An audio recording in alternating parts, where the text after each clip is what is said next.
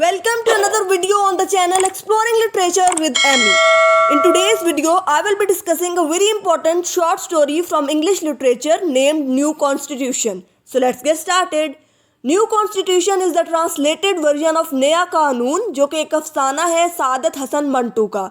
इसकी सेटिंग जो है वो लाहौर में रखी गई है और इसका एक मोस्ट इम्पॉर्टेंट कैरेक्टर है जिसका नाम उस्ताद मंगू है. उसके अलावा कुछ माइनर कैरेक्टर्स भी इसमें हमें नज़र आएंगे.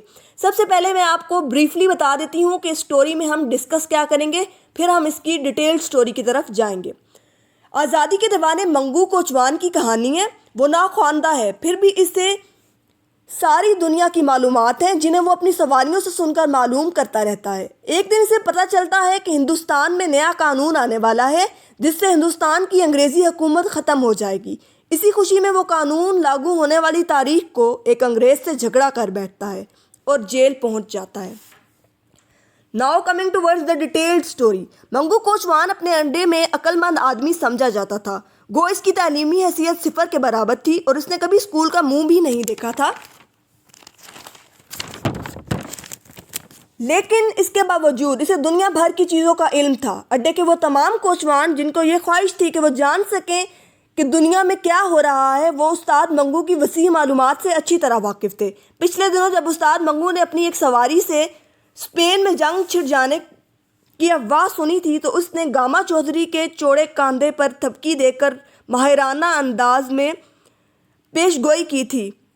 देख लेना गामा चौधरी, थोड़े ही दिनों में स्पेन के अंदर जंग छिड़ जाएगी. जब गामा चौधरी ने इससे ये पूछा था कि स्पेन कहाँ वाक़ है तो उस्ताद मंगू ने बड़ी मतानत से जवाब दिया था, वलायत में. और कहाँ, स्पेन की जंग छिड़ी और जब हर शख्स को पता चल गया तो स्टेशन के अड्डे में बैठे कोचवान हुक्का पी रहे थे. दिल ही दिल में वो तमाम कोचवान उस्ताद मंगू की बड़ाई का एतराफ़ कर रहे थे और उस्ताद मंगू इस वक्त माल रोड की चमकीली सतह पर तांगा चलाते हुए किसी सवारी से ताज़ा हिंदू मुस्लिम फसाद पर तबादला ख्याल कर रहा था. इसी रोज़ शाम के करीब जब वो अड्डे में आया तो इसका चेहरा गैर मामूली तौर पर तमतमाया हुआ था. हुक्के का दौर चलते चलते जब हिंदू मुस्लिम फसाद की बात छिड़ी तो उस्ताद मंगू ने सर पर से खाकी पगड़ी उतारी और बगल में दाब कर बड़े मुफक्किराना लहजे में कहा, यह किसी पीर की बद्दुआ का नतीजा है कि आए दिन मुसलमानों और हिंदुओं में चाकू छुरियां चलती रहती हैं. और मैंने अपने बड़ों से सुना है कि अकबर बादशाह ने किसी दरवेश का दिल दुखाया था और इस दरवेश ने जलकर ये बद्दुआ दी थी, जाओ तेरे हिंदुस्तान में हमेशा फसाद ही होते रहेंगे. और देख लो, जब से अकबर बादशाह का राज ख़त्म हुआ है हिंदुस्तान में फसाद ही होते रहते हैं. ये कहकर उसने ठंडी सांस भरी और फिर हुक्के का दम लगाकर अपनी बात शुरू की. ये कांग्रेसी हिंदुस्तान को आज़ाद कराना चाहते हैं. मैं कहता हूँ अगर ये लोग 1000 साल भी सर पीटते रहें तो कुछ ना होगा. बड़ी से बड़ी बात ये होगी कि अंग्रेज़ चला जाएगा और कोई इटली वाला आ जाएगा या वो रूस वाला, जिसकी बाबत मैंने सुना है कि वो बहुत तगड़ा आदमी है, लेकिन हिंदुस्तान सदा गुलाम रहेगा. हाँ, मैं ये कहना भूल ही गया कि पीर ने यह बद्दुआ भी दी थी कि हिंदुस्तान पर हमेशा बाहर के आदमी राज करते रहेंगे. उस्ताद मंगू को अंग्रेज़ों से बड़ी नफ़रत थी और इस नफ़रत का सबब तो वो ये बतलाया करता था कि वो हिंदुस्तान पर अपना सिक्का चलाते हैं और तरह तरह के हुक्म ढाते हैं. मगर इस के तनफ़ुर की सबसे बड़ी वजह यह थी कि छावनी के अंग्रेज़ इसे बहुत सताया करते थे.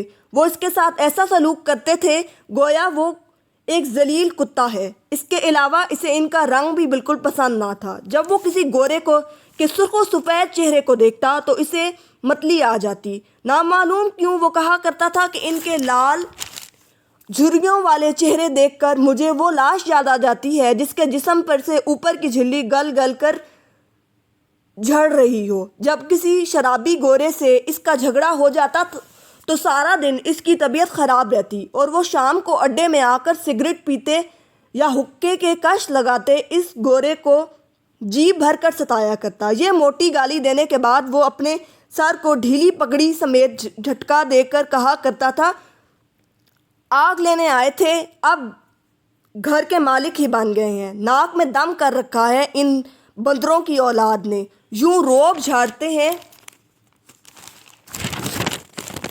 گویا ان کے بابا کے نوکر ہیں۔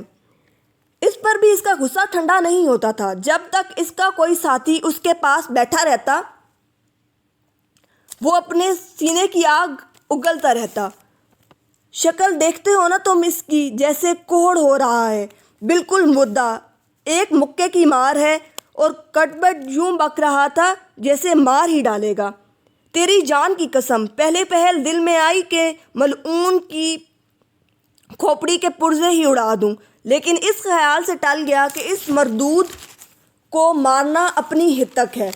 کہتے کہتے وہ تھوڑی دیر کے لیے خاموش ہو جاتا اور ناک کو خاکی قمیض سے صاف کرنے کے بعد پھر بڑبڑانے لگ جاتا۔ قسم ہے بھگوان کی، ان لارڈ صاحبوں کے ناز اٹھاتے اٹھاتے تنگ آ گیا ہوں۔ جب کبھی ان کا منحوس چہرہ دیکھتا ہوں رگوں میں خون کھولنے لگ جاتا ہے۔ کوئی نیا قانون وانون بنے تو ان لوگوں سے نجات ملے، تیری قسم جان میں جان آ جائے گی۔ اور جب ایک روز استاد منگو نے اپنے ٹانگے پر کچہری سے 2 سواریاں لاد دیں تو ان کی گفتگو سے اسے پتہ چلا کہ ہندوستان میں جدید آئین کا نفاذ ہونے والا ہے، تو اس کی خوشی کی کوئی انتہا نہ رہی۔ 2 مارواڑی جو کچہری میں اپنے دیوانی مقدمے کے سلسلے میں آئے تھے، گھر جاتے ہوئے جدید آئین یعنی انڈیا ایکٹ کے بارے میں آپس میں بات چیت کر رہے تھے۔ سنا ہے 1 اپریل سے ہندوستان میں نیا قانون چلے گا، یا ہر چیز بدل جائے گی؟ ہر چیز تو نہیں بدلے گی، مگر کہتے ہیں بہت کچھ بدل جائے گا اور ہندوستانیوں کو آزادی مل جائے گی۔ کیا بہار کے متعلق بھی کوئی نیا قانون پاس ہوگا؟ یہ پوچھنے کی بات ہے، کل کسی وکیل سے دریافت کریں گے۔ ان مارواڑیوں کی بات استاد منگو کے دل میں ناقابل بیان خوشی پیدا کر رہی تھی۔ وہ اپنے گھوڑے کو ہمیشہ مارا پیٹا کرتا تھا اور گالیاں دیتا تھا، مگر اس روز وہ بار بار پیچھے مڑ کر مارواڑیوں کی طرف دیکھتا اور اپنی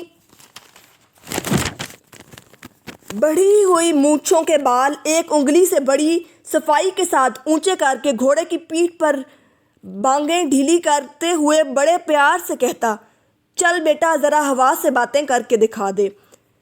مارواڑیوں کو ان کے ٹھکانے پر پہنچا کر اس نے انارکلی میں دینو حلوائی کی دکان پر آدھ سے دہی کی لسی پی کر ایک بڑی ڈکار لی اور مونچھوں کو منہ میں دبا کر ان کو چوستے ہوئے ایسے ہی بلند آواز میں کہا، بہت تیری ایسی کی تیسی۔ شام کو جب وہ اڈے کو لوٹا تو خلاف معمول اسے وہاں اپنی جان پہچان کا کوئی آدمی نہ مل سکا۔ یہ دیکھ کر اس کے سینے میں ایک عجیب و غریب طوفان برپا ہو گیا۔ آج وہ ایک بڑی خبر اپنے دوستوں کو سنانے والا تھا، بڑی خبر، اور اس خبر کو اپنے اندر سے نکالنے کے لیے وہ سخت مجبور ہو رہا تھا، لیکن وہاں کوئی تھا ہی نہیں۔ آدھ گھنٹے تک وہ چابک دغبل میں دبائے اسٹیشن کے اڈے کی آہنی چھت کے نیچے بے قراری کی حالت میں ٹہلتا رہا۔ اس کے دماغ میں بڑے اچھے اچھے خیالات آ رہے تھے۔ نئے قانون کے نفاذ کی خبر نے اس کو ایک نئی دنیا میں لا کھڑا کیا تھا۔ وہ اس نئے قانون کے متعلق جو 1 اپریل کو ہندوستان میں نافذ ہونے والا تھا اپنے دماغ کی تمام بتیاں روشن کر کے غور و فکر کر رہا تھا۔ اس کے کانوں میں مارواڑی کا یہ اندیشہ کہ کیا بہار کے متعلق بھی کوئی نیا قانون ہوگا بار بار گونج رہا تھا، اور اس کے تمام جسم میں مسرت کی ایک لہر دوڑ رہی تھی۔ کئی بار اپنی گھنی مونچھوں کے اندر ہنس کر اس نے مارواڑیوں کو گالی دی، غریبوں کی کھٹیا میں گھسے ہوئے کھٹمل، نیا قانون ان کے لیے کھولتا ہوا پانی ہوگا۔ وہ بے حد مسرور تھا، خاص کر اس وقت اس کے دل میں بہت ٹھنڈک پہنچی وہ خیال کرتا کہ گوروں سفید چوہوں، وہ ان کو اسی نام سے یاد کیا کرتا تھا، کی تھوتنیاں نئے قانون کے آتے ہی بلوں میں ہمیشہ کے لیے غائب ہو جائیں گی۔ جب نتھو گنجا پگڑی بغل میں دبائے اڈے میں داخل ہوا تو استاد منگو بڑھ کر اس سے ملا اور اس کا ہاتھ اپنے ہاتھ میں لے کر بلند آواز سے کہنے لگا، لا ہاتھ ادھر، ایسی خبر سناؤں کہ جی خوش ہو جائے، تیری اس گنجی کھوپڑی پر بال اگائیں۔ اور یہ کہہ کر منگو نے بڑے مزے لے کر نئے قانون کے متعلق اپنے دوست سے باتیں شروع کر دیں۔ دوران گفتگو اس نے کئی مرتبہ نتھو گنجے کے ہاتھ پر زور سے اپنا ہاتھ مار کر کہا، تو دیکھتا رہ کیا بنتا ہے، یہ روس والا بادشاہ کچھ نہ کچھ ضرور کر کے رہے گا۔ استاد منگو موجودہ سوویت نظام کی اشتراکی سرگرمیوں کے متعلق بہت کچھ سن چکا تھا اور اسے وہاں کے نئے قانون اور دوسری نئی چیزیں بہت پسند تھیں، اس لیے اس نے روس والے بادشاہ کو انڈیا ایجٹ یعنی جدید آئین کے ساتھ ملا دیا اور 1 اپریل کو پرانے نظام میں جو نئی تبدیلیاں ہونے والی تھیں وہ انہیں روس والے بادشاہ کے اثر کا نتیجہ سمجھتا تھا۔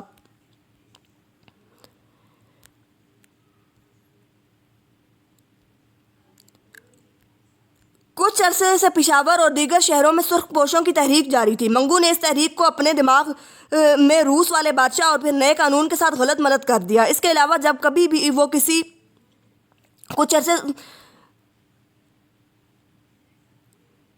شہر میں بم ساز پکڑے گئے سنتا کہ کسی شہر میں بم ساز پکڑے گئے ہیں یا فلاں جگہ اتنے آدمیوں پر بغاوت کے الزام میں مقدمہ چلا گیا تو ان تمام واقعات کو نئے قانون کا پیش خیمہ سمجھتا اور دل ہی دل میں خوش ہوتا۔ ایک روز اس کے تانگے میں 2 بیرسٹر بیٹھے نئے قانون پر بڑے زوروں سے تبادلہ خیال کر رہے تھے اور وہ خاموشی سے ان کی باتیں سن رہا تھا۔ میں ان میں سے ایک روز کے تانگے میں خاموشی سے ان کی باتیں سن رہا تھا ان میں سے ایک دوسرے سے کہہ رہا تھا، جدید آئین کا دوسرا حصہ فیڈریشن ہے جو میری سمجھ میں ابھی تک نہیں آ سکا۔ فیڈریشن دنیا کی تاریخ میں آج تک نہ سنی نہ دیکھی گئی۔ سیاسی نظریے سے بھی یہ فیڈریشن بالکل غلط ہے، بلکہ یوں کہنا چاہیے کہ یہ کوئی فیڈریشن ہے ہی نہیں۔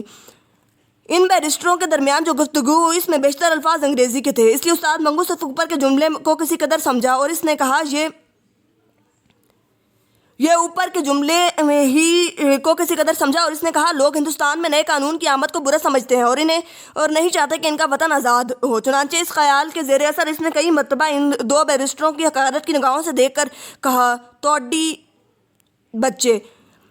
بچے۔ جب کبھی وہ کسی کو دبی زبان میں ٹوڈی بچہ کہتا تو دل میں یہ محسوس کر کے بڑا خوش ہوتا کہ اس نے اس نام کو صحیح جگہ استعمال کیا ہے اور یہ کہ وہ شریف آدمی ٹوڈی بچے کی تمیز کرنے کی اہلیت رکھتا ہے۔ اس واقعے کے تیسرے روز وہ گورنمنٹ کالج کے پاس سے گزر رہا تھا۔ وہاں اسے ایک شخص ملا اور اس شخص کو دیکھنے کے بعد گانگو پہلوان کو